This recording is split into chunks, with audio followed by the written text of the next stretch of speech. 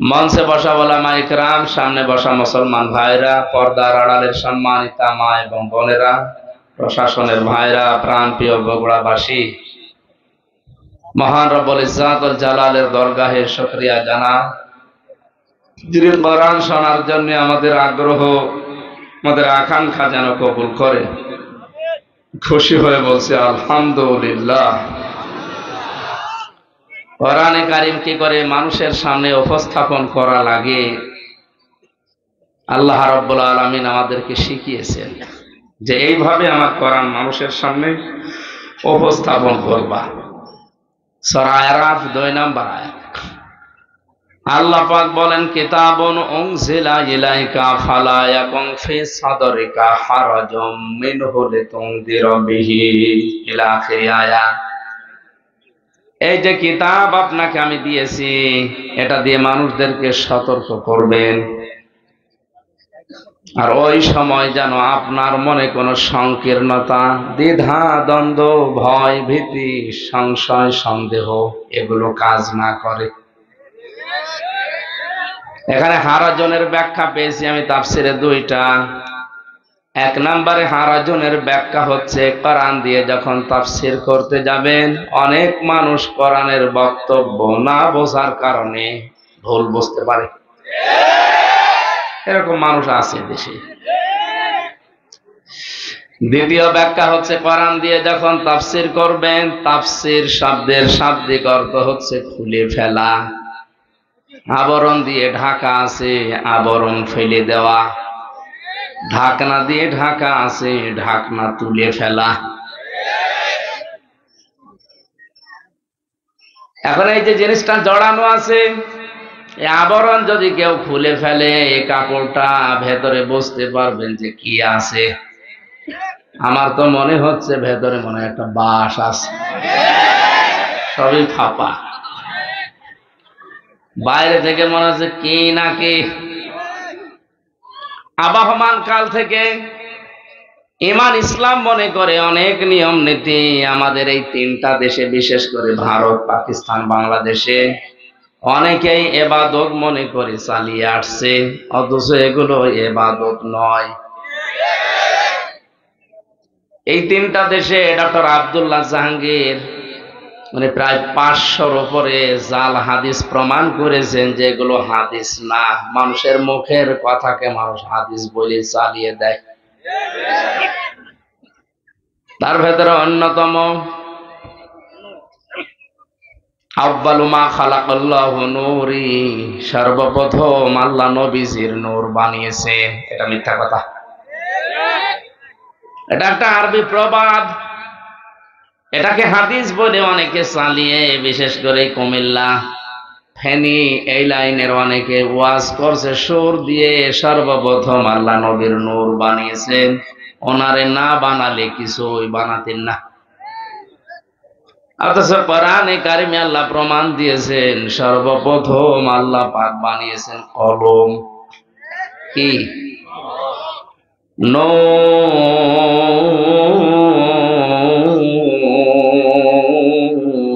ওয়াল কলামি ওয়া মা ইয়াসতুরুন।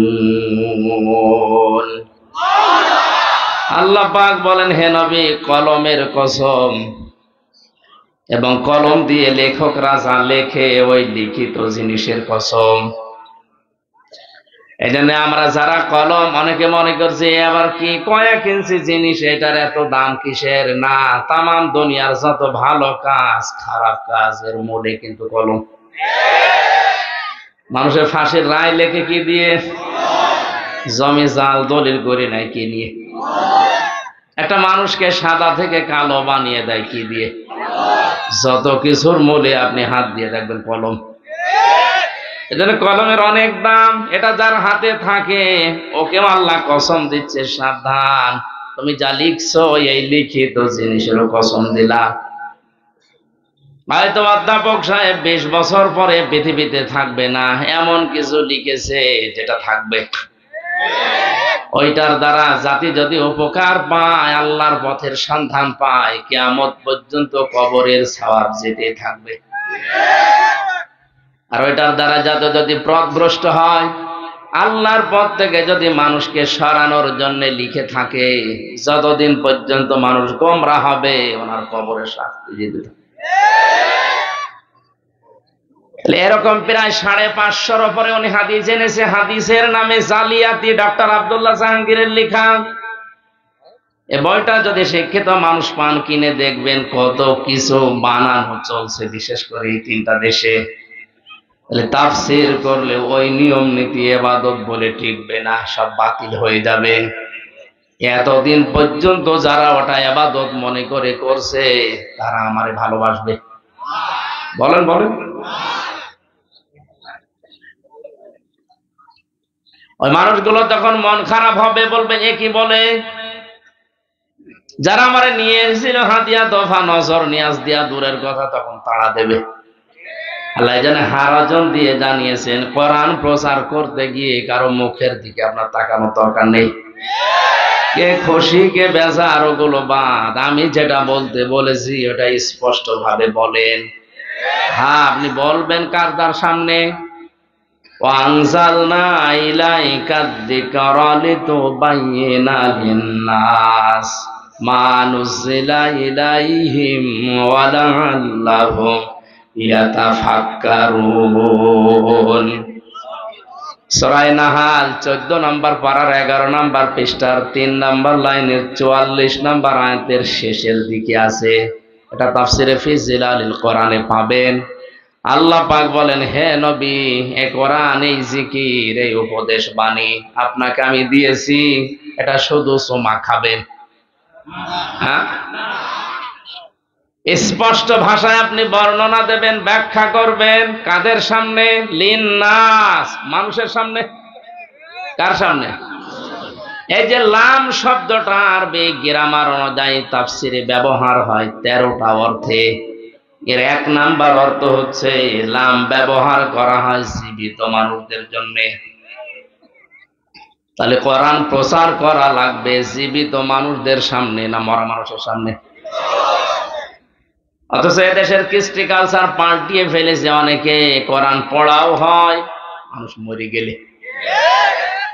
আর আমার তো যতটুকু ধারণা, মানুষ মরে গেলে যদি কেউ কোরআন পড়ে, ওর জীবন যদি কোরআনের উপরে না চলে, ওর শাস্তি আরো বাড়বে।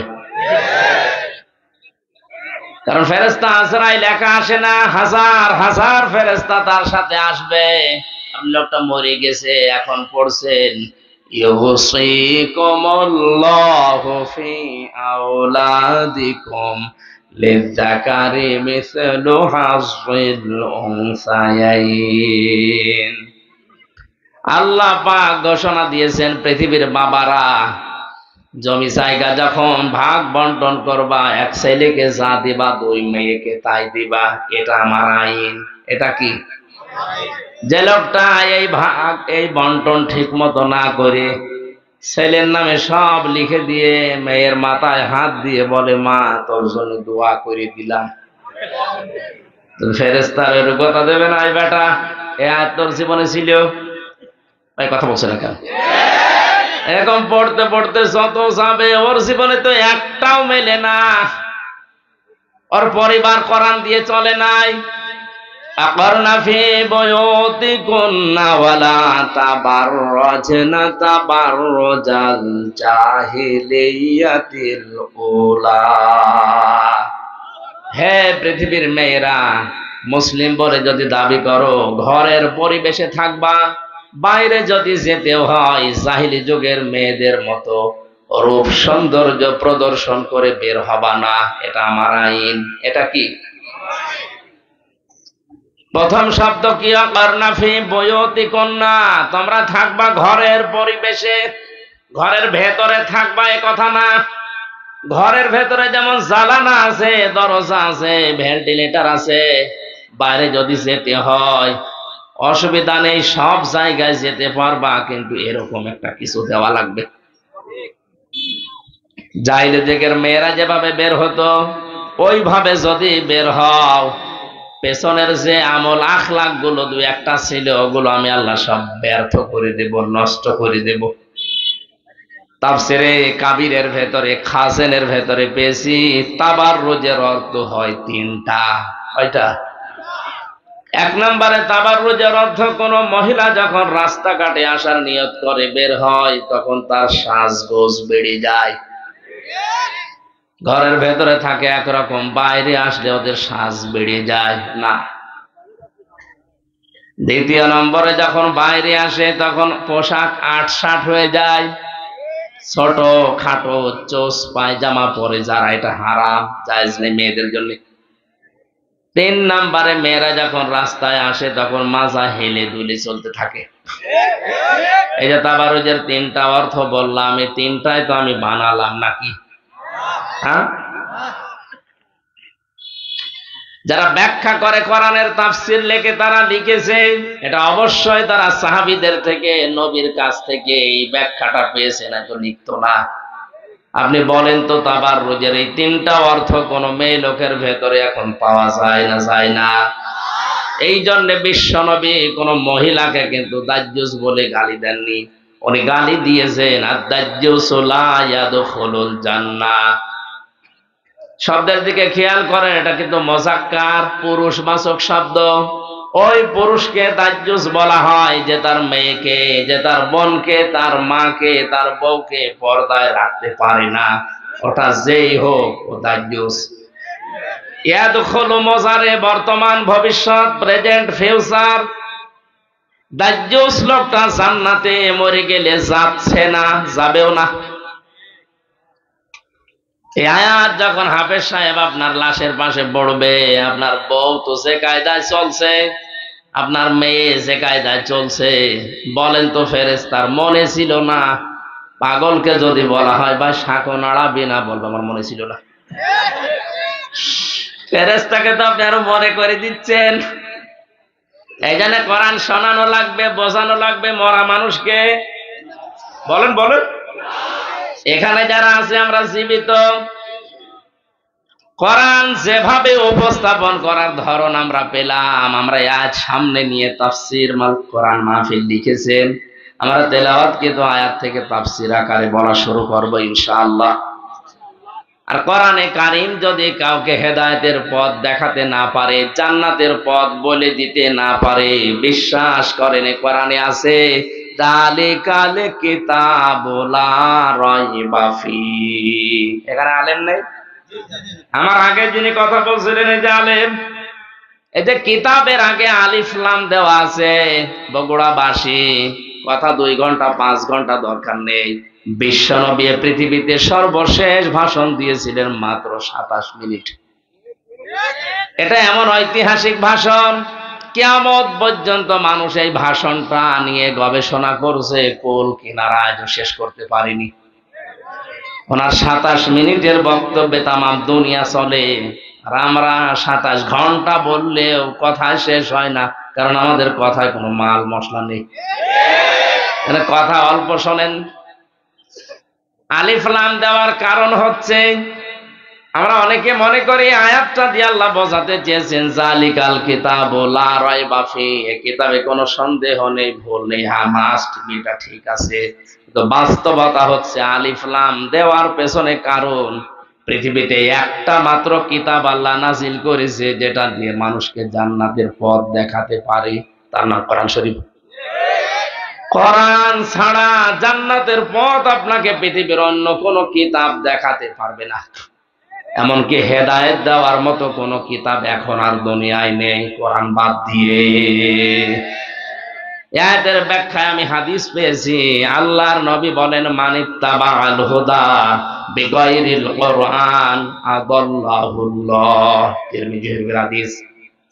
আল্লাহর নবী বলেন কোরআনে কারীম বাদ দিয়ে পৃথিবীর কোন জায়গায় যদি কেউ ছোটাছুটি করে, দৌড়িয়ে যায়, তার নিয়ত যতই ভালো থাকুক যে আমি ভালো হতে যাচ্ছি, এই ভালো করে শোনেন, কোন মানুষের নিয়ত যত বড় শুদ্ধ থাক, ভালো থাক, সহি থাক যে আমি ভালো হতে যাচ্ছি, কিন্তু সেখানে যদি কোরআন না থাকে, কোরআনের কর্মসূচি না থাকে, এই হাদিসের ব্যাখ্যা হচ্ছে আদাল্লাহুল্লাহ। শব্দটা খুব মারাত্মক শব্দ, আদাল্লাহ ইউদিল্লু বাবে ইফআল থেকে এসেছে। বাংলা অর্থ কি দাঁড়ায় জিজ্ঞাসা করেন তো? যদি নবী দল্লা দিতেন, দল্লা ইয়াদিল্লু, বাংলা অর্থ আসতো, আপনি নিজেই নিজেকে খারাপ বানিয়ে ফেলেছেন। কিন্তু আদাল্লাহ শব্দ আসার কারণে বাংলা অর্থ দাঁড়াবে। আপনার হয়তো নিয়ত ভালো ছিল, কিন্তু কোরআন সেখানে ছিল না, এজন্য আল্লাহ নিজে দায়িত্ব নিয়ে আপনাকে খারাপ বানাবে। এ কথার লোড টের পাচ্ছেন কত? হেদায়েত দেওয়ার একচ্ছত্র মালিকানা হামজার। বলেন বলেন। আমরা সবাই বিশ্বাস করি মানুষকে হেদায়েত দিতে পারে শুধুমাত্র কে? এটা নবীজিও পারে না। নবীজি যদি পারতেন, ওনার চাচা আবু তালেবকে মুসলমানে বানিয়ে ফেলতেন। কানের কাছে যে বলেছিলেন, ইয়া আম্মি আবি তালিব কুল লা ইলাহা ইল্লাল্লাহ হাজ্জুল লাকা ইনদাল্লাহি ইয়াউমাল কিয়ামাহ, রাহুল বুখারী। হে চাচা, জোরে বলা লাগবে না, আমার কানের কাছে মুখ নিয়ে শুধু আস্তে করে আল্লাহর ঘোষণা দেন যে লা ইলাহা ইল্লাল্লাহ, মুহাম্মদুর রাসূলুল্লাহ বলার দরকার নেই, কারণ ওটা আমি নিজেই জানি। আপনি শুধু আল্লাহর ঘোষণাটা আমার কানের কাছে শোনান যে আমি সাক্ষী আছি, তাহলে কিয়ামতে ঝগড়া করে আপনাকে আমি জান্নাতে দিয়ে দেব। পাশে দাঁড়িয়েছিল আবু সুফিয়ান আর আবু জেহেল। ডাক দিয়ে বলে, নেতা পড়বা, সারা জীবন বাপদাদার ধর্ম অনুসরণ করলে, এখন এই নতুন ধর্ম ভাতিজা এনেছে, এটা মেনে নিয়ে কলঙ্কিত হবা। নবীজির মুখের দিকে তাকিয়ে বলে, ভাতিজা মোহাম্মদ, তুমি আমারে মাফ করে দিও, আমি পারলাম না। আমি এটা পড়ে যদি মারা যায়, মানুষ আমারে কা পুরুষ বলবে, ভীরু বলবে, তুমি আমারে মাফ করে দিও। নবীজির মন খারাপ হয়ে গেল। আল্লাহ জিবরাইলকে বললেন, যান এই আয়াতটা নিয়ে ওনাকে শোনান। ইন্নাকা লা তাহদি মান আহবাবতা ওয়ালাকিন্নাল্লাহা ইয়াহদি মান ইয়াশা। সূরা কাসাস 20 নাম্বার পারা 11 নাম্বার পৃষ্ঠার 10 নাম্বার লাইনের 56 নাম্বার আয়াতের প্রথম অংশে আছে। এটা ইবনে কাসিরে পাবেন। আল্লাহ পাক বলেন, হে নবী, মন খারাপ করেন কেন? হেদায়েতকে আমি আপনার হাতে দিয়েছি, যে যাকে ভালোবাসেন তাকে দিয়ে দেবেন। আপনি যাকে পছন্দ করেন, ভালোবাসেন, তাকে আপনি দিতে পারবেন না। আমি জানি হেদায়েত কাকে দিতে হয়, ওটা আপনার চাইতে আমার ভালো জানা আছে। এই লোকটা আপনার চাচা, আমি জানি। সারা জীবন আপনাকে লালন পালন করেছে, বাড়িতে রেখে আমি দেখেছি, কিন্তু লোকটা তো মন নেই।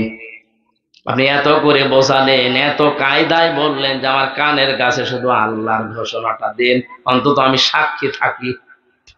মুহাম্মাদুর রাসূলুল্লাহ বলারও দরকার নেই। এরপরেও লোকটা বলে নাই, ওর পেছনের দিকে তাকিয়ে বলে নাই, আমি ওকে মাফ করি নাই। এরপরেও নবীজি রক্তের টানে পড়ে ওনার কবরের পাশে দাঁড়িয়ে দোয়া করেছিলেন, আল্লাহ আমার চাচা আবু তালেবকে তুমি মাফ করে দাও। সঙ্গে সঙ্গে ফেরেশতা জিবরাইল এসে বলে, হে নবী, হাত নামান। কার জন্য হাত তুলেছে? মা কানা লিন-নাবিয়্যি ওয়াল্লাযীনা আমানু আইয়াস্তাগফিরু লিল মুশরিকিন ইলা আখির আয়াত।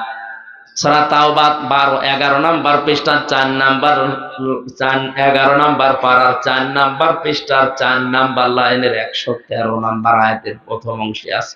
এটাও ইবনে কাসিরে আছে।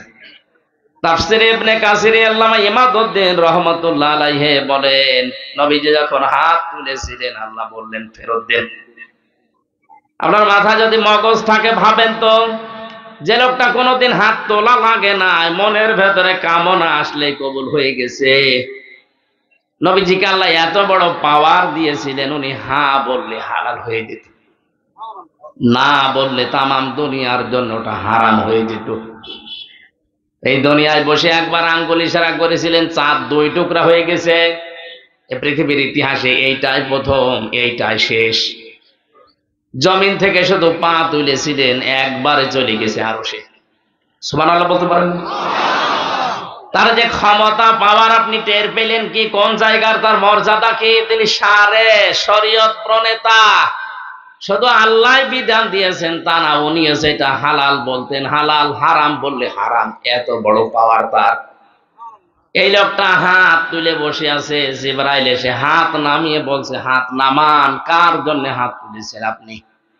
এই লোকটা আপনার চাচা, আল্লাহ জানে, কিন্তু লোকটা তো মুশরিক। লোকটা কি? কোন নবীর জন্য, কোন ইমানদারের জন্য এটা জায়েজ না, শোভনীয় না, উচিত না, বৈধ না যে কোন মুশরিকের জন্য আল্লাহর কাছে ক্ষমা চাবে, ওয়ালাউ কানু উলি কুরবা, যদি ওইটা নিজের নিকট আত্মীয় হয়। বগুড়া বাসে কিন্তু বিবেক খাটান। বিশ্ব নবীর মতো এত বড় পাওয়ারফুল লিডার দুনিয়াতে আর আসে নাই, কিয়ামত পর্যন্ত আসবে না। আল্লাহর ঘোষণা দেওয়া নেতৃত্বের গুণাবলী একজনের ভেতরে ছিল, তার নাম মুহাম্মদ রাসূলুল্লাহ। এই জন্য আল্লাহ তাকে নেতা বলে ডাক দিয়েছেন কোরআনে, ইয়াসিন, হে নেতা। শব্দটা কঠিন শব্দ। হে নেতা বলে দুনিয়াতে একজন মানুষকে আল্লাহ তার জবান দিয়ে ডাক দিয়েছেন। পৃথিবীর আর কারো নামের আগে পরে ইয়াসিন নেই। সুবহানাল্লাহ বলতে পারেন না? এই নবীজি নিজের আপন চাচার জন্য হাত তুলে বসে আছে, আল্লাহ হাত ফেরত দিচ্ছে। চাচা মুশরিক এই কারণে, আর আমরা টাটকা মুশরিক মরে যাই। 10টা গরু জবাই করে তারে জান্নাতে দিয়ে আসি, মনে হয় যে কন্ট্রাক্টর নিয়েছে। হেদায়েত আল্লাহ নবীর হাতেও দেয়নি, তাহলে দিলে আমাদের পর্যন্ত আসতো না। কথা বুঝতেছে? শব্দটা কি ছিল বলেন তো? আদাল্লাহ ইউদিল্লু, বাবে ইফাল থেকে আসার কারণে বাংলা অর্থই দাঁড়িয়ে গেছে। আপনি হয়তো ভালো নিয়তে কোনো জায়গায় গিয়েছিলেন, কিন্তু সেখানে কোরআন ছিল না, কোরআনের কর্মসূচি ছিল না। আল্লাহ নিজে দায়িত্ব নিয়ে হেদায়েতের রাস্তা থেকে ধাক্কা দিয়ে আপনারে ফেলে দেবে। হাদিস শোনার পরে কি সিদ্ধান্ত নেওয়া যায় না? যেখানে কোরআন নেই, ওই পীরের দরবার যদি আমার বাবাও তৈরি করে, ওই দরবারে আমি নেই। কারণ ওখানে যদি থাকি আমারে খারাপ বানাবে কে? আমার মনে হয় ভাষা বোঝে না। ভাষা বোঝে? যেখানে কোরআন নেই ওখানে যদি আমি ভালো হওয়ার নিয়তেও চাই, আমাকে গোমরা বানিয়ে দেবে কে?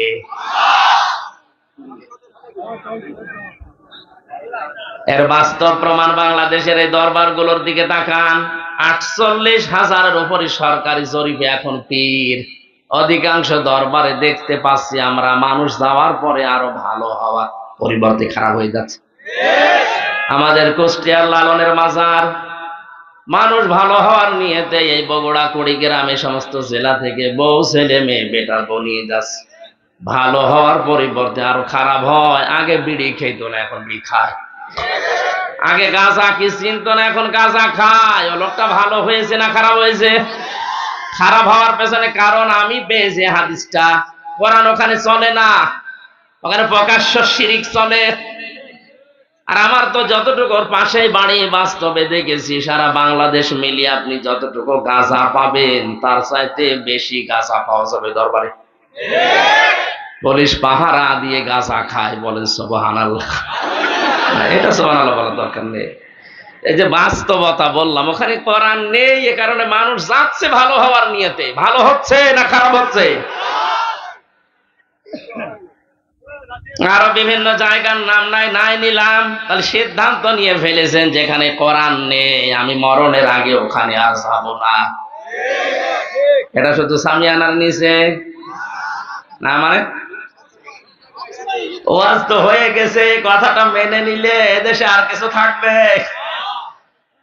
কোরআন যেখানে নেই, ওইরকম দল যদি আমার বাবাও প্রতিষ্ঠা করে, ও দলে আমি নেই। এইটা হালকা রাজনীতি না? মানে আমার মনে হয় মাথায় যদি মগজ থাকে, আপনি হাদিস বুঝেছেন, এরপরও যদি কেউ না বোঝার ভান করে থাকে, ওর কপালে আর হেদায়েত নেই। দরুদ আর সালাম পড়ছে নবী মুহাম্মদ রাসূলুল্লাহ সাল্লাল্লাহু আলাইহি সাল্লামের প্রতি। আজকের তেলাওয়াতকৃত আয়াত সূরা ফুরকানের 63 নাম্বার আয়াত, একটা মাত্র আয়াত পড়েছি।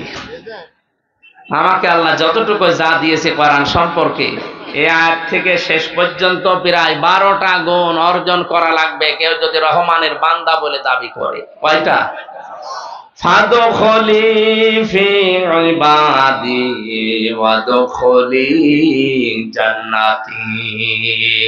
আল্লাহ পাক বলেন প্রবেশ করো আমার বান্দাদের ভেতরে, আর আমার বান্দা যারা হয়ে যাবে তাদেরকে দিয়ে আমি জান্নাত পরিপূর্ণ করব। সুতরাং আমরা জান্নাতে যেতে হলে বান্দা হওয়া লাগবে কার? আরো জোরে বলেন। আমরা যে আল্লাহর বান্দা এ পরিচয় দিতে কি লজ্জা মনে হয়? না, আমরা আরো আনন্দ পাই, কারণ কোরআনে কারিমে বিশ্ব নবীকে আল্লাহ বান্দা বলে ডাক দিয়েছেন। ওয়াইন কুনতুম ফি রাইবিম মিম্মা নাযালনা আলা আবদিনা। তোমাদের যদি সন্দেহ লাগে আমার বান্দা মুহাম্মদের উপরে আমি যা নাজিল করেছি এ ব্যাপারে যদি তোমাদের সন্দেহ লাগে, তাহলে কোরআনের মতো একটা কোরআন বানিয়ে আমার সামনে নিয়ে আসো। তাহলে নবীজিকে এখানে ডাক দিয়েছেন কি বলে? বলেন না কেন? নবীজি যদি আল্লাহর বান্দা পরিচয় দিতে গর্ববোধ করে, তা আপনি কেন বলেন যে আমি অমুক পীরের গোলাম? এটা হারাম। পৃথিবীতে আমরা বান্দা, গোলাম কার? আমরা রাসূলুল্লাহর গোলাম না। অনেক জেলাতে জিকিরের আওয়াজ শোনা যায়, ইয়া রাসূলুল্লাহ ইয়া রাসূলুল্লাহ জিকির করছে, এটা জায়েজ নেই। পৃথিবীতে জিকির হবে একজনের, তার নাম আরো জোরে। হ্যাঁ, রাসূলুল্লাহর নামে আপনি দরুদ পড়তে পারেন, জিকির করতে পারবেন না। কথা বুঝতেছেন?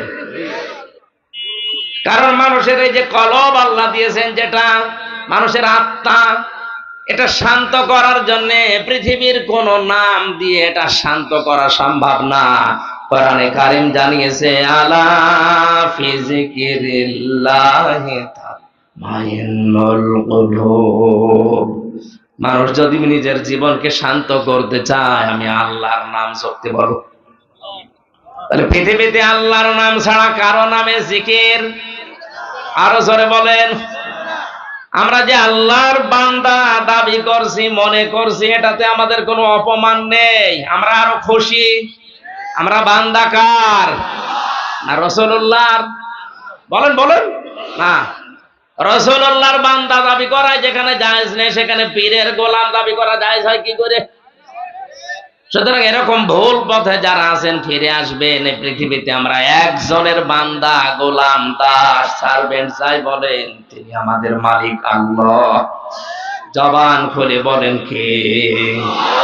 ওই আল্লাহ বলেন আমার বান্দা যারা দাবি করবে তাদের ভেতরে 12টা গুণ পাওয়া যাবে, নারী হোক আর পুরুষ হোক। ওয়াইবাদুর রহমানিল্লাযীনা ইয়ামশুনা আলাল আরদি হাওনা।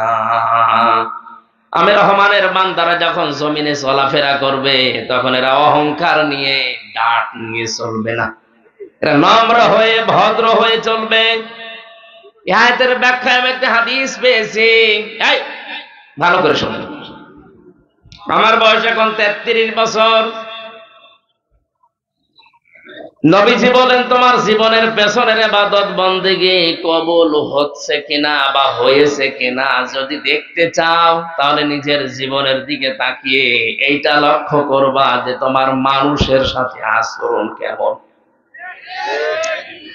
মানুষের সাথে মুআমালাত, মুআশারাত, আচরণ যদি ভালো হয়, পশুর মতো না হয়, মানুষের মতো হয়, তাহলে বুঝবা যে তোমার ইবাদত পেছনেরটা কবুল হয়েছে। আমাদের অতিথি সাহেবের একটা কথা আমার কোরআনে কারিমের সাথে মিলেছে, কানে এসে বেজেছে। আমরা অনেকেই মনে করতাম আদম আলাইহিস সালামকে আল্লাহ বানিয়ে ফেরেশতাদেরকে বলেছিলেন সেজদা দাও। এ কথা আমরা জানি না। কেন সেজদা দেওয়ার জন্য বলেছিলেন? আমরা তাফসীর অনেক জায়গায় অনেক ভাবে শুনেছি যে এই কারণে ফেরেশতাদেরকে বিভিন্ন জিনিসের নাম দেখিয়ে বলেছিলেন এগুলোর নাম বলো। ফেরেশতারা বলতে পারে নাই, আদম নবী বলে দিয়েছে, এই জন্য তার সেজদা দেওয়ার জন্য না। কথা এতটুকু না, আসল কথাটা এর ভেতরে নেই।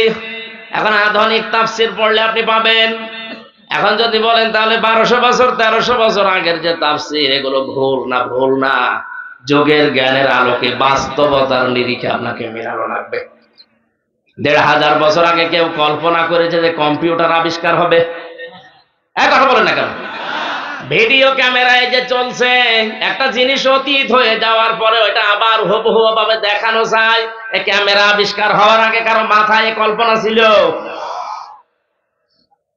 কোরআনে কারিমে আল্লাহ জানিয়েছেন, ফামাইয়ামাল মিসকালা যাররাতিন খায়রান ইয়ারা। দুনিয়াতে কেউ যদি যাররা পরিমাণে ভালো খারাপ কাজ করে, কিয়ামতে তাকে ওইটা দেওয়া হবে। ঠিক আছে? না ঠিক নেই। এখানে এরর আছে। কিন্তু আপনি আগের তাফসির দেখেন, 1200 বছর আগে, 1000 বছর আগের তাফসিরে লেখা আছে দেওয়া হবে। কারণ ওই সময় তো ভিডিও ছিল না, ক্যামেরা ছিল না। ওনাকে যতই আপনি 1000 বছর আগে বোঝাতেন এটা কিন্তু তোমার দেখানো হবে, আপনাকে পাগল বলতো। কি বলেন আপনি? একটা জিনিস অতীত হয়ে যাওয়ার পর আবার দেখানো যায় কি করে? কিন্তু এখন যদি বলা হয়, দুধের বাচ্চাও বুঝবে। বঙ্গবন্ধু সে 71 সালে কি ভাষণ দিয়েছে, ওটা হাত নাড়িয়েছে কি করে এখন দেখা যাচ্ছে। কথা বলে না কেন? 53 বছর আগের জিনিস যদি এখন দেখানো যায়, আমি মারা গেলে আমার এই 50 বছরের রেকর্ড আল্লাহ দেখাতে পারবে না, উনি এত দুর্বল। এজন্য এখন তাফসীর করা লাগবে। এরা মানে দেওয়া হবে না, এরা মানে দেখানো হবে। আপনি কাকে কোন জায়গায় কোন অবস্থায় থাপ্পড় দিয়েছেন অন্যায় ভাবে, কিয়ামতে আপনি ভিডিও ক্লিপ আকারে দেখতে পাবেন যে এই যে ক্ষমতার অপব্যবহার করে থাপ্পড় গোপন ষড়যন্ত্র করে কাকে কোন রাতে ধরিয়ে দিয়েছেন কেউ জানে না, ওই দিন দেখতে পাবেন। এটা কি 100 ভাগ বিশ্বাস করেন? বলেন। এটা 100 ভাগ বিশ্বাস যদি মানুষের ভেতরে থাকে, কোন কারণেও নামাজ পড়ে, রোজা রাখে, এরপরও বিনা কারণে মিথ্যা মামলা দিয়ে মানুষকে আটকে রাখে। জেলখানায় 3টা বছরের ভেতরে থেকে আমি যেটা বুঝেছি, ওখানে 1 লাখের উপরে আসামি আছে সারা দেশে। আমার মনে হয় মিথ্যা মামলাগুলো বাতিল হয়ে গেলে 10,000 মানুষ জেলে থাকবে না। আন্দাজে 1 কেস দিয়ে রেখে দিয়েছি, বছরের পর বছর কিছু জানেই না। হয় শত্রুতা আছে, ছোট মেয়েকে দিয়ে জেনার অপবাদ দিয়ে, ধর্ষণের মামলা দিয়ে তার 5 বছর জেল খাটিয়েছে, অথচ জেনা কি ধর্ষণ কেউ লোকটা বসেইনি। যে একটা রাগ আছে, ওই রাগ তুলতে গিয়ে নিজের মেয়েকে, নিজের বোনকে ব্যবহার করে এরকম নিম্নি মানুষ নামে। আমি তো এটা বানালাম। এটা মানুষের উপরে অপবাদ চাপিয়ে দেওয়া, এটা যে কত বড় মারাত্মক। আপনারা আধা ঘন্টা মতো আছেন তো, 4:30টায় আজান হবে এখানে। 4:30টা পর্যন্ত নামাজ শেষ করে তারপরে যাবে। আমার আসতে যেহেতু একটু দেরি হয়েছে, 1 আর 2 নম্বরে আপনাদের তো কাজকর্ম শেষ হয়নি। আমি শিক্ষার জন্য বলছি এটা কয়েক মিনিটে। ইমাম মালিক রহমতুল্লাহ আলাইহির জামানায় একটা মেয়ে লোক মারা যাওয়ার পর পাশের পাড়া থেকে এক মেয়ে লোক এসে তাকে লাশ ধোয়ানোর জন্য সাহায্য করছে। হঠাৎ করে তার এই রানের উপরে হাত গেছে আটকিয়ে। হাত আটকিয়ে যাওয়ার পরে আর খোলে না। এলাকার মসজিদের ইমাম যিনি কাজী, যিনি, তাকে ডাক দেওয়া হলো, হাত খোলে না। কয়েক ঘন্টা চলে যাচ্ছে, মেয়েটা কান্নাকাটি করছে। ইমাম সাহেব ডাক দিয়ে বলছে, এক কাজ করেন, জীবিত মানুষের তো কিছু করা যাবে না, এই যে মহিলা মারা গেছে, ওর চামড়া ওই জায়গা থেকে গোল করে কাটি বাদ দিয়ে দেন। ওই মহিলার স্বামী আর সন্তান রাজি না। না, আমার মা খুব ভালো মানুষ, আমার স্ত্রী অনেক পরহেজগার নেককার, মারা গেছে, এখন তার চামড়ার এই রানের চামড়া কেটে বাদ দেবেন, এটা আমরা মানি না, দরকার ওই মহিলার হাত কেটে বাদ দেন। ওই মহিলার যারা দায়িত্বে আছে, স্বামী সন্তান, ওরা বলছে না, আমরা এসেছি উপকারের জন্য, আর এখন আমাদের হাত কেটে দেবেন, এটা আমরা মানি না। বড় বিচারক ডাক দেন। প্রধান বিচারপতি ওই সময় চিফ জাস্টিস ছিলেন ইমাম মালিক মদিনায়। তাকে ডাক দিয়ে নিয়ে আসা হলো যে আপনি ফায়সালা দেন। উনি আসলেন ঘোড়ায় চড়ে, পর্দা দিয়ে মেয়েকে আটকিয়ে দিয়ে কয়েক ঘন্টা হয়ে যাচ্ছে, মেয়েটা কান্নাকাটি শুরু করেছে। ইমাম মালিক ডাক দিয়ে বলে, আল্লাহর বান্দি, সত্যি করে বলো কি কি করিছো। মেয়েটা সেই শুরু থেকে শেষ পর্যন্ত বললেন। ইমাম মালিক বলে, না, এর ব্যাপারে কোনো রহস্য লুকিয়ে আছে, কিছু কথা তুমি বাদ দিয়েছো। উনি মনে করছে ইমাম মালিক সব জেনেছে। না, আমি কিছুই জানি না, আমি কোরআনের সাথে হাদিসের সাথে যে রাডার আমার হাতে আছে মিলিয়ে দেখলাম, এটা মিলছে না। তোমার হাত তো এমনিতে আটকিয়ে যাওয়ার কথা না, সত্যি করে বলো কি হয়েছে। মেয়েটাকে ধমক দেওয়ার পরে এবার বলছে, ইমাম, আমি মেয়েটাকে যখন লাশ দেওয়ার জন্য পোশাক পায়খানা পরিষ্কার করে লজ্জা স্থানের কাপড় তুলে রানের উপরে হাত দিয়েছি, এই সময় একটা খারাপ ধারণা ওর উপরে আমি নিক্ষেপ করেছিলাম, ওর চরিত্রে। মারা যাওয়ার কিছুদিন আগে মেয়েটার বাড়ির সামনে দিয়ে একটা পুরুষের হাত ধরে বাড়ির ভেতরে যাচ্ছিল, আমি একটা খারাপ ধারণা করেছিলাম লাশ ধোয়ানোর সময়। পরবর্তীতে জানতে পারি যে ওটা না, ওইটা আসলে তার পরপুরুষ ছিল না, ওটা তার ভাইয়ের আপন ভাইয়ের ছেলে। যে 14 জন পুরুষের সাথে দেখা করা যায় যাচ্ছে, তার ভেতরে আপন ভাইয়ের ছেলে আছে। কথা বুঝতেছে? যেহেতু এর সাথে বিয়ে হারাম, এর নিজের ভাইয়ের ছেলে, বোনের ছেলে, এটা নিজে হাত ধরে নিয়ে যেতেই পারে, কোনো অসুবিধা নেই, কারণ এর সাথে বিয়ে করা কি। ধারণাটা আমি নিক্ষেপ করেছিলাম তার চরিত্রে। আমি এই যে ধারণা করতে করতে আমার হাত দেখে আমার ওই কথা যখন আবার স্মরণ হয়েছে, আমার হাত গেছে আটকিয়ে। ইমাম মালিক বললেন, এইটাই তো আসল বিষয়। অমাই ইয়াকসিবে খাতিয়াতান আও ইসমান সুম্মা ইয়ারমি বিহি বারিয়ান ফাকাদ হিতামালা বুহতানাহু ওয়া ইসমান মুবিনা। সূরা নিসা 5 নম্বর পারা 15 নম্বর পৃষ্ঠার 12 নম্বর লাইনের 112 নম্বর আয়াত। এটা আল্লাহ পাক বলেন, দুনিয়ায় এমন অনেক মানুষ আছে নিজে অন্যায় করে, নিজে পাপ করে, আর এই পাপটা যখন হয়ে যায় তখন একটা নিরপরাধ মানুষের উপরে চাপিয়ে নিজে মানুষ আছে। এ যেন প্রকাশ্য পাপের বোঝা মাথায় নিয়ে ঘুরছে, হয়তো কেউ দেখতে পারে না, কিন্তু ফেরেশতারা দেখে লজ্জা পায়। ইমাম মালিক, ইমাম আবু হানিফা রহমতুল্লাহ আলাইহি মানুষের চেহারার ভেতরে গোসলের পানির ভেতরে পাপ ভেসে গেলে দেখতে পেতেন। বাড়ির পাশ দিয়ে হেঁটে যাওয়ার সময় গোসলের পানি আসছিল নিচ দিয়ে, ইমাম মালিক দরজায়, ইমাম আবু হানিফা দরজায় নাচ করলেন, টাচ করার পরে ভেতর থেকে একজন বেরিয়ে এসেছে, ডাক দিয়ে বলে, আল্লাহর বান্দা, কি করেছো? বলে, কি করব? কি করব মানে? তোমার গোসলের পানি দিয়ে জেনার গোনা ভেসে যাচ্ছে। লোকটা পা চেপে ধরে বলে, হুজুর, এই কিছুক্ষণ আগে কাজ করি আসলাম। ওনারা দেখতে পেতেন এই দৃশ্যটা। ইমাম মালিক ডাক দিয়ে বলে, আল্লাহর বান্দি, আমার কাছে কিন্তু হাদিসের রাডার আছে। মান সালিমাল মুসলিমুনা মিন লিসানিহি ওয়া ইয়াদিহি। শব্দের দিকে খেয়াল করেন। মান সালিমাল মুসলিমুনা মিন লিসানিহি ওয়া ইয়াদিহি, ওই লোকটাই আল্লাহর কাছে মুসলমান বলে গণ্য হবে যার হাতের দ্বারা, মুখের দ্বারা মানুষ শান্তি পায়। ঠিক আছে? না না, ঠিক নেই। কি বলেন? আমি ভুল বলছি, একটা বলছি ঠিক। তাহলে এদের সামনে তো ভুল বললো, মনে হচ্ছে অসুবিধা নেই। আমি এই জন্য তো আলেম বসে আছে বললাম, শব্দের দিকে খেয়াল করবেন। মান সালিমাল মুসলিমুনা মিন লিসানিহি ওয়া ইয়াদিহি, মুসলমান ওইটা যার হাতের দ্বারা, মুখের দ্বারা মানুষ শান্তি পায়। শব্দ নেই, মুসলমান শান্তি পায়। আপনি হিসাব করে বলেন তো, আপনার হাতের দ্বারা, হাত মানে এই হাত না, ক্ষমতার হাত, পাওয়ারের হাত, আইনের হাত, টাকা পয়সার হাত, প্রভাব প্রতিপত্তির হাত, দলীয় হাত। হাতে এখানে এজনের 99টা অর্থ আছে। আমার এই সমস্ত হাত দ্বারা, আমার মুখের দ্বারা আসলে মুসলমানেরা কি শান্তিতে আছেন? আরো আতঙ্কে থাকে, না জানি কখন ধরে নিয়ে যায়। আপনি কি করে মুসলমান আছেন বলেন তো? আপনি নিজে মনে মনে করেন মুসলমান নেই মানে আমি গরুর গোশত খাই, মানে আগা কাটা আছে, আগা কাটা থাকলেই যদি মানুষ মুসলমান হয়, যে ছাগল কি, ছাগল মুসলমান না।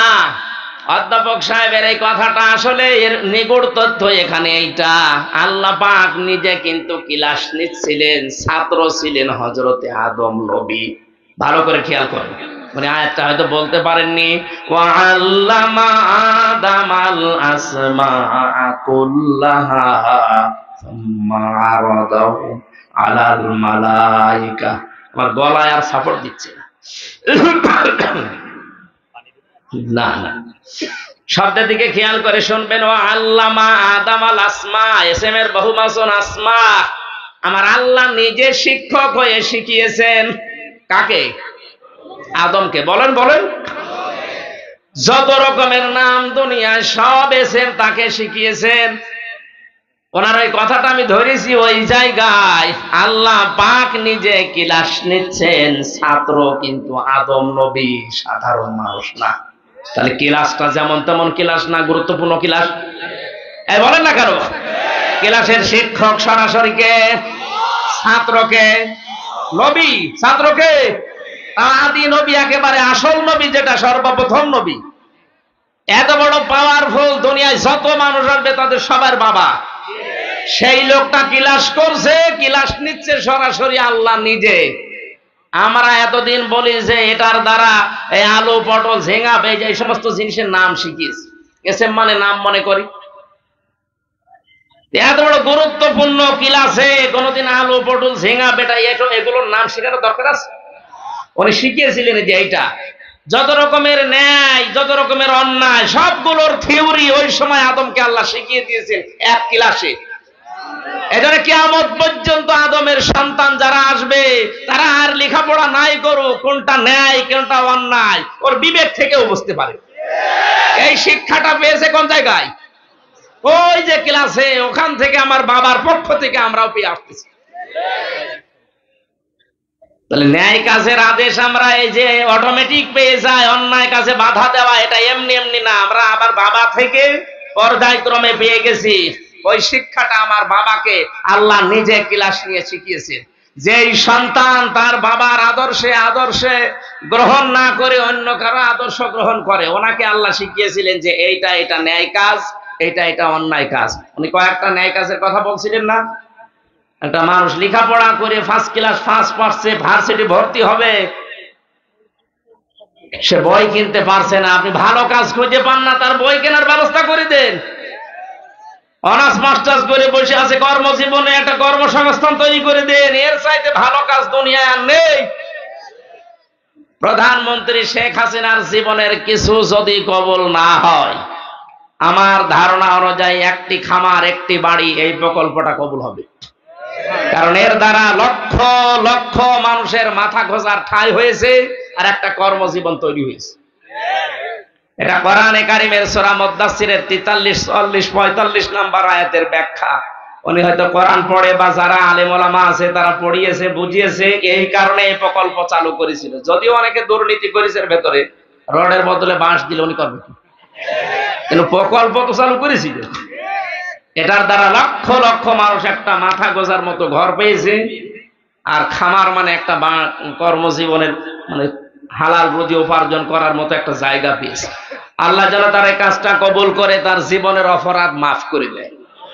আর ভালো কাজ যেগুলোই করে, যে 560টা 64টা মসজিদ বানিয়েছে, কেন উনি মন্দির বানাতে পারতো না? তাহলে মানুষ সেজদা দিত না শিরিক করতো? অন্তত আর যাই হোক এই মসজিদ গুলোতে 5 বার হলেও তো আল্লাহু আকবারে ধ্বনি তো উচ্চারণ হবে। বলেন, ভালো কাজ যাই করুক না কেন, বিশেষ করে বাংলাদেশের এই বঙ্গবন্ধু টানেলটা আর এই পদ্মা সেতুটা, আর কিচ্ছু না করুক, কিছু মানুষ সমালোচনা করতে লাগলে বলে হ্যাঁ এগুলো ঋণ করে করা, ধার করে। আরে তুই ধার করে কর। রাস্তাঘাটের অবস্থা একেবারে খারাপ না, অনেক ভালো হয়েছে। কাজ যা চলছে যদি সঠিকভাবে এগুলো বন্টন সুষ্ঠুভাবে হয়, এ দেশও দেখার মতো হয়ে যাবে ইনশাআল্লাহ। মারিং কাটিংটা একটু কমানো লাগবে, এইটা ঝামেলায় আছে। মানে আমার চরিত্র যা কিছু দিলে আগে খেয়ে ফেলে। আমার দাদা চেয়ারম্যান, আওয়ামী লীগের চেয়ারম্যান, 21 বছর, কয়েকদিন আগে মারা গেছে, আল্লাহ যেন তাকে মাফ করে দেয়। তো উনি মাঝে মাঝে বলতেন যে বাজেট হয় রাস্তায়, যদি সঠিকভাবে ওই জিবরাইল মিকাইলকে দেওয়া না লাগে, এই দেশের অন্তত 1 ইঞ্চি রাস্তা কাঁচা থাকার কথা না। অথচ আমার কোন দিক থেকে নিয়ে আসলো আমি জানি না। গাড়ির অবস্থা দেখছেন? সাদা গাড়ি মনে হচ্ছে যে সাদা আরো সাদা হয়ে গেছে। কোন জায়গা থেকে কির ভেতরে নিয়ে আসলো? এই রাস্তা তো কাঁচা থাকার কথা না। এলাকায় যারা দায়িত্বে আছেন আশা করছি অন্তত জিবরাইল মিকাইলকে না দিয়ে রাস্তাটা করে। অনেকে রাস্তার টাকা মারিং কাটিং করে মসজিদের টাইলস লাগিয়ে দেয়। এটা পাগল ছাড়া কিছু না। আরে ভাই, একটা মসজিদ বানিয়ে দিলে কয়জন নামাজ পড়ে? তাই 500 জন। আর একটা রাস্তা বানিয়ে দিলে লক্ষ লক্ষ মানুষ চলাফেরা করে। ইসলাম কি আমরা ওইটাই জানি না।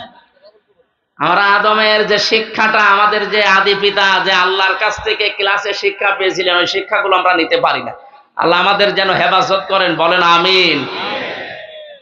ইমাম মালিক রহমতুল্লাহ আলাইহি বলেছেন, আল্লাহর বান্দি, তোমার এই মুখ দিয়ে একটা বিষাক্ত, এটা এই মেয়ে নিরপরাধ, এমনকি নিষ্পাপ, এই অজ্ঞ, এই মেয়েটা কিছুই জানে না ওই সম্পর্কে, জেনার একটা তহমত নিক্ষেপ করেছে তীরের মতো।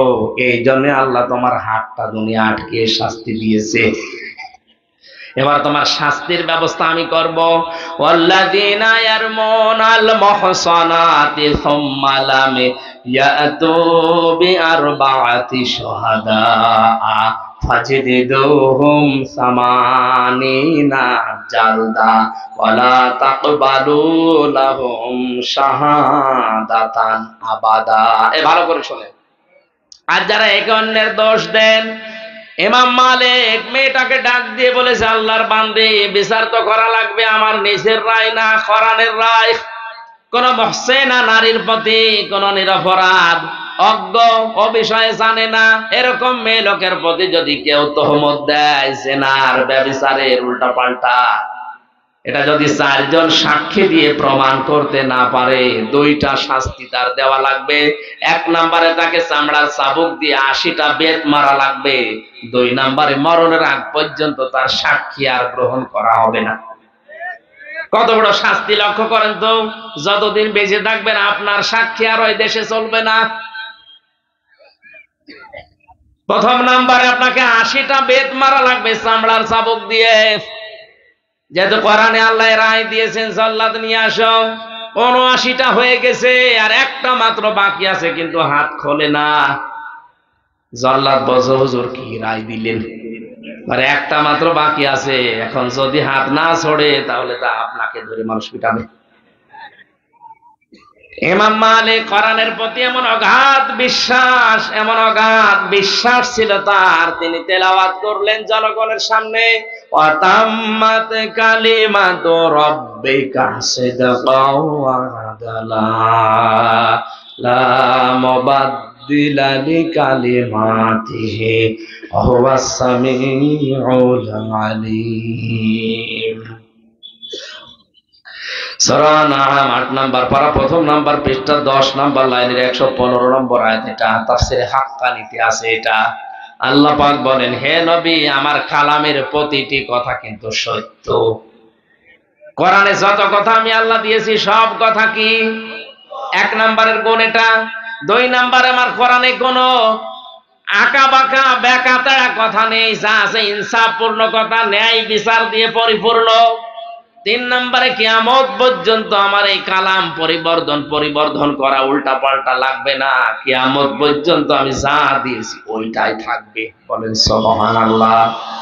ইমাম মালিক বলে, জল্লাদ আল্লাহর কালেমা পরিপূর্ণ সত্য দিয়ে, ইনসাফ দিয়ে, ন্যায় বিচার দিয়ে, আমি তো ন্যায় বিচারই করেছিলাম। এর তো কোনো পরিবর্তন নেই যে 80টা হচ্ছে না, আরো 80টা মারো হবে না, কারণ যেইটা আল্লাহ দিয়েছেন ওইটাই। বারবার এটা করছেন, তা আপনি কোথায় ছিলেন এতক্ষণ?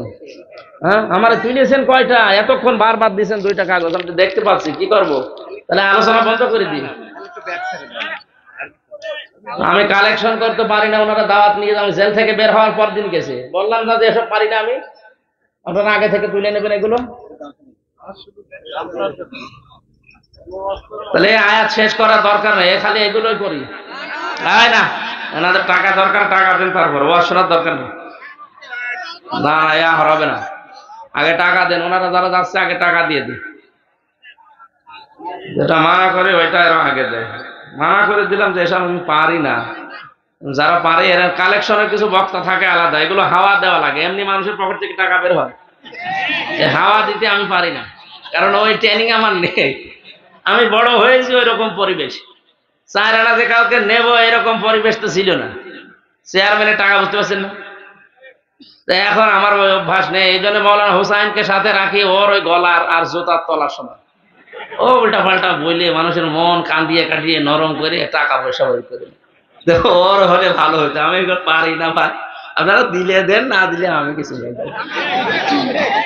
আমি পারি না তো জোর করে দেবেন না। যারা যাচ্ছে ওনাদের কাছে আসলে মাদ্রাসার মাহফিল না, মসজিদের মাদ্রাসার মাহফিল জোর করছে। আসলে 2 বার কাগজ দিয়েছে মাওলানা, আসলে কিছু মনে করেন না। আমি পারি না যখন বারবার দিচ্ছে তখন আমি বলতে না না, এভাবে করলে ওরা শুনবে না, শেষে উল্টা পাল্টা ধারণা করবে। বাইরে যে আবার গেবত করবে যে বুঝলাম না। দেন 5 মিনিট সময় দিচ্ছে, আগে যান। যান তো যান। সমর্থন একেবারে সর্বশ্রেষ্ঠটা দেবেন। 10 টাকা পারলে 5 টাকা দিয়ে না ভাই, যারা যাচ্ছে একটু দিয়ে দেন। আর অতিথি যারা আছে এনাদের একটু দেন, এনাদের কাছে জিজ্ঞাসা করেন।